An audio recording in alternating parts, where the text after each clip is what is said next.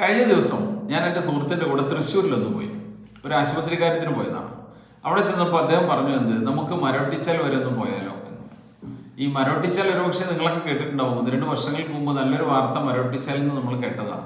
മരോട്ടിച്ചാലിൽ നിന്ന് വന്ന വാർത്ത എന്ന് പറയുന്നത് ലോകത്തിലെ സമ്പൂർണ്ണ ചെസ് ഗ്രാമമായിട്ട് മരോട്ടിച്ചാൽ മാറി എന്നുള്ള വാർത്തയാണ് നമ്മൾ കേട്ടത്. ഇത് കേട്ടപ്പോൾ എനിക്ക് നല്ല സന്തോഷം തോന്നി. ഞങ്ങൾ രണ്ടുപേരും കൂടി മരോട്ടിച്ചാൽ വരെയൊക്കെ ഒന്ന് പോയി. അവിടെ നല്ല രസമായിട്ടുള്ള സ്ഥലമാണ്. അവിടുത്തെ ആളുകളുമായിട്ടൊക്കെ സംസാരിച്ച് നോക്കിയപ്പോൾ ഒരു കാര്യം മനസ്സിലായി. ഏതാണ്ട് ഒരു 90% ആളുകളും ഒരു ഗ്രാമത്തിലെ ചെസ്സ് നന്നായിട്ട് കളിക്കാൻ അറിയാവുന്ന ആളുകളാണ്.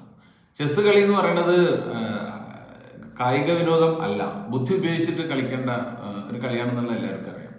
അപ്പോൾ ആളുകളുമായിട്ട് സംസാരിച്ച് നോക്കിയപ്പോൾ മനസ്സിലായത്, ചെസ്സ് കളി വർഷങ്ങളായിട്ട് ചെസ്സ് കളി ഒരു ശീലമാക്കിയിട്ടുള്ള ഒരു വളരെ വലിയ രീതിയിൽ ഒരു ശീലമാക്കിയിട്ടുള്ള ഒരു ജനതയാണ് ആ ഗ്രാമത്തിൽ എന്നുള്ളത് മനസ്സിലായി.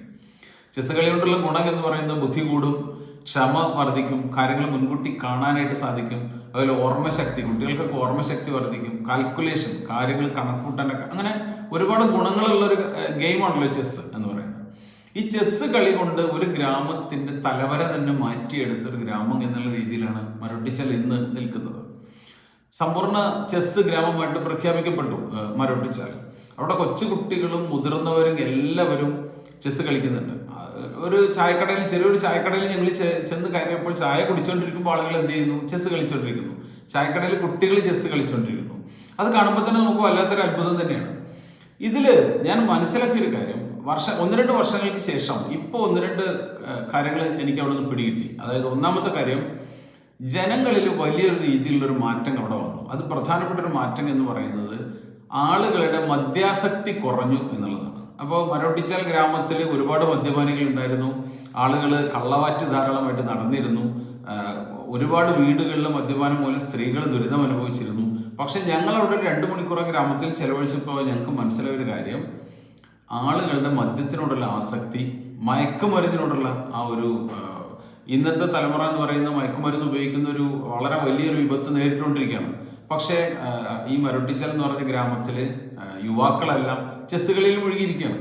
പ്രായമായ ആളുകളൊക്കെ ചെസ്സ് കളിയിൽ മുഴുകിയിരിക്കുകയാണ്. ആർക്കും മദ്യം മയക്കുമരുന്നൊന്നും വേണ്ട. ഇത് വല്ലാത്തൊരു അത്ഭുതം ഉണ്ടാക്കിയിട്ടുണ്ട്. അതേപോലെ വിദ്യാർത്ഥികളുടെ റിസൾട്ട്, കുട്ടികളുടെ ഓർമ്മശക്തിയൊക്കെ വർദ്ധിപ്പിക്കാനായിട്ട് വളരെ വലിയ രീതിയിൽ ഈ ചെസ്സ് കളി സഹായിച്ചിട്ടുണ്ട്. അപ്പോൾ ചെറുപ്പക്കാരിലൊക്കെ ഒരു പുത്തൻ ഒരു ഉണർവ് ഉണ്ടാക്കാനായിട്ട് ചെസ്സ് കളി വലിയ മാറ്റം വരുത്തിയിട്ടുണ്ട് എന്ന് കേട്ടപ്പോൾ ഞങ്ങൾക്ക് ഭയങ്കര അത്ഭുതം തോന്നിപ്പോയി.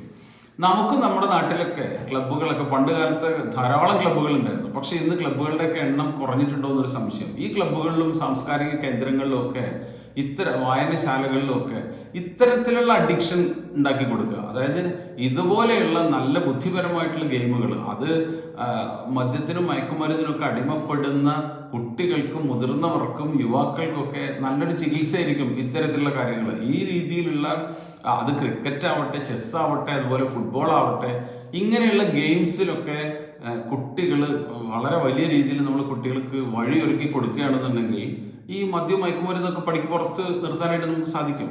ഈ ചെസ്സ് പോലെയുള്ള ഗെയിംസ് കുട്ടികൾ ശീലിച്ചു കഴിഞ്ഞാൽ ഡിസിപ്ലിൻഡ് ആയിട്ടുള്ള ഒരു തലമുറയാണ് വളർന്നു വരിക എന്നുള്ളത് ഉറപ്പാണ്.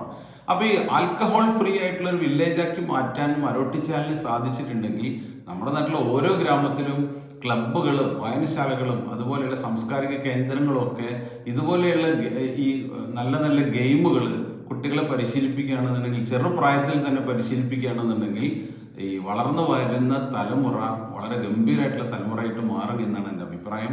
നമുക്ക് ലഹരിയാക്കാം ചെസ്സും ക്രിക്കറ്റും ഫുട്ബോളും, ഇങ്ങനെയുള്ള കളികൾ നമുക്ക് കുട്ടികൾ ലഹരിയാക്കിയിട്ട് നാളെ കൊണ്ടു നടക്കട്ടെ. അതിന് പകരമായിട്ട് എന്ത് ചെയ്യരുത്?